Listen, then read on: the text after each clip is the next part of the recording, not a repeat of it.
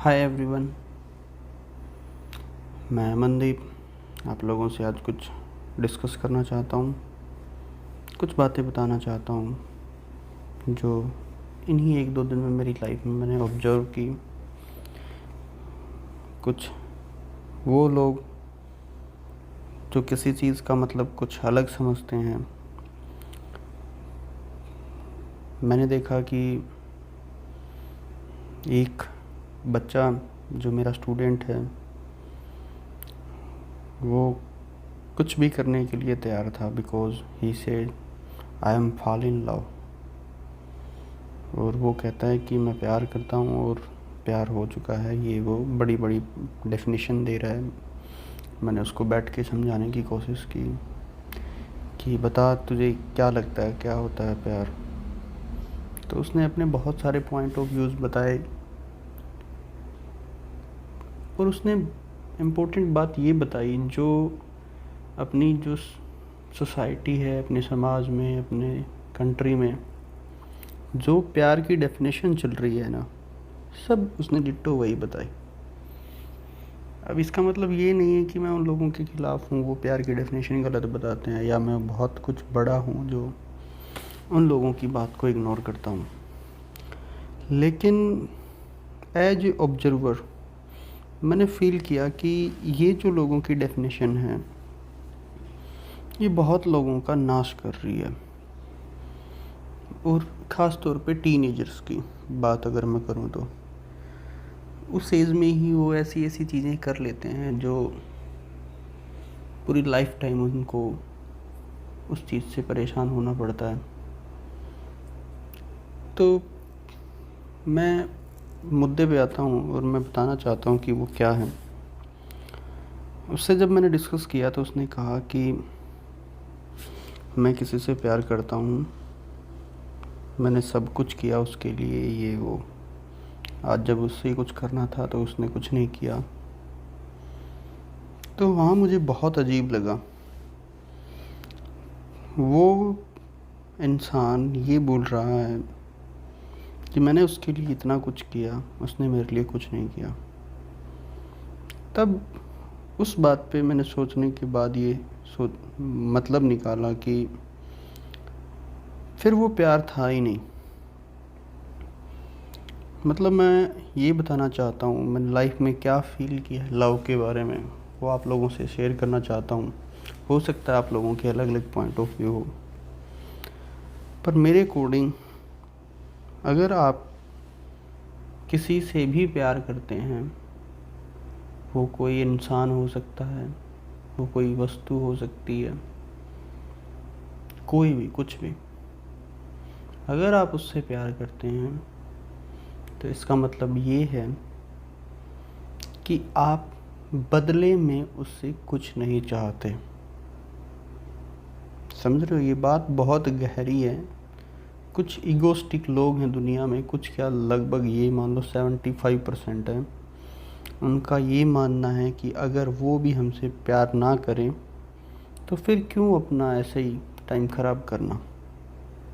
बात उनकी भी सही है कि अगला कोई रिस्पॉन्स ही ना करे तो अपना टाइम क्यों ख़राब करना। उन लोगों की डेफिनेशन ये है कि अगर दोनों तरफ से हो तो बात सही है।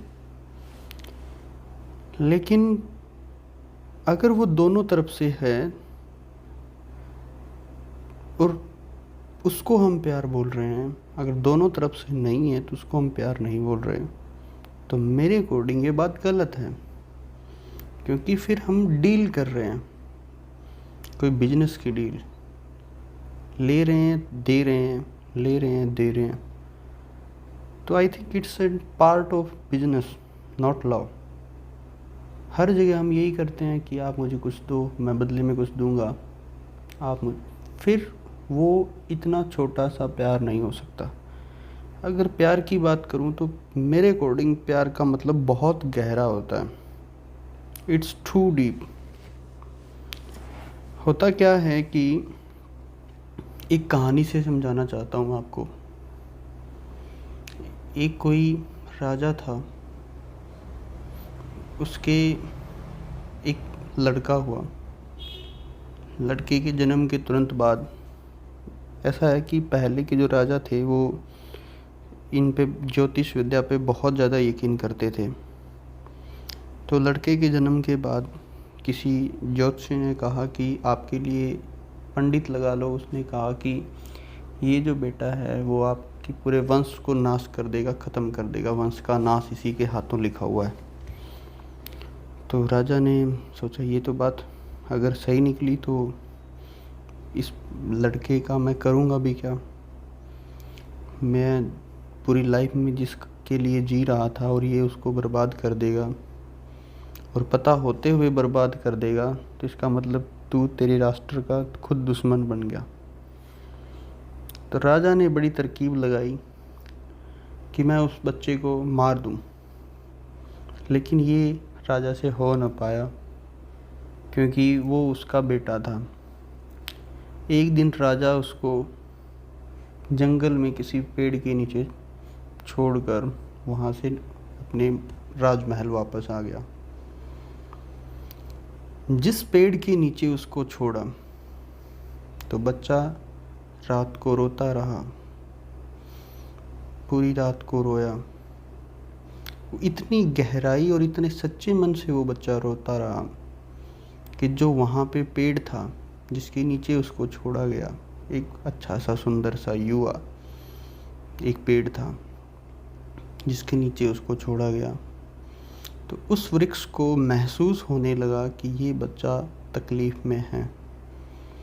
उसकी जो रोने की आवाज़ थी वो इतनी सच्ची थी कि उसको पेड़ को ये महसूस हुआ कि ये बच्चा तकलीफ़ में है। तो उस पेड़ ने उसके ऊपर पत्ते गिराए,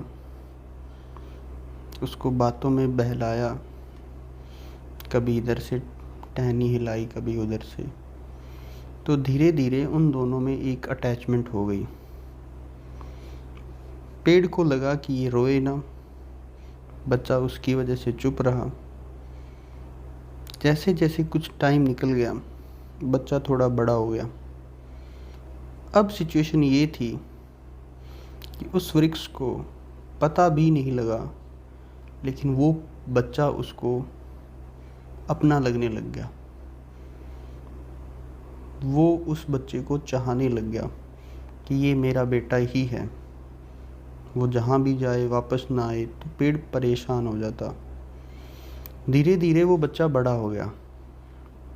जब बड़ा हुआ तो बाहर की दुनिया देखी, उस बच्चे को लगा कि ये दुनिया तो बहुत अच्छी है। वो चला गया।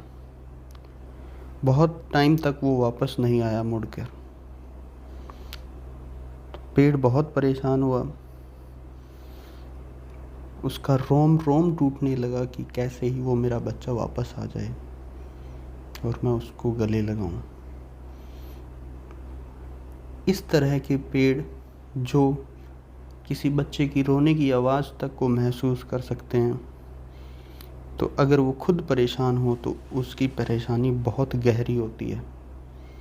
अच्छा पेड़ था, अब उसका एक एक पत्ता ये बोल रहा था कि काश एक बार मेरे पास वो वापस आ जाए तो मैं उसको गले लगा लूं और मुझे सब कुछ मिल जाए। कुछ टाइम बाद वो बच्चा वापस आया पेड़ के पास। पेड़ देखते ही जैसे बारिश के बाद उसके पत्ते खिलखिलाते हैं, वैसे ही खिलखिलाने लग गया। बच्चे ने कहा कि ठीक है, मैं आपसे मिल लिया, घूमता घूमता परेशान हो गया था तो मैं यहाँ चला आया, तो मैं वापस जाता हूँ। पेड़ बहुत अजीब से महसूस किया, दुख हुआ उसको कि अरे अभी अभी तो तुम आए हो और अभी वापस कैसे जा रहे हो, क्या मेरे पास रुकना नहीं? बच्चे ने कहा यहाँ तुम्हारे पास है ही क्या,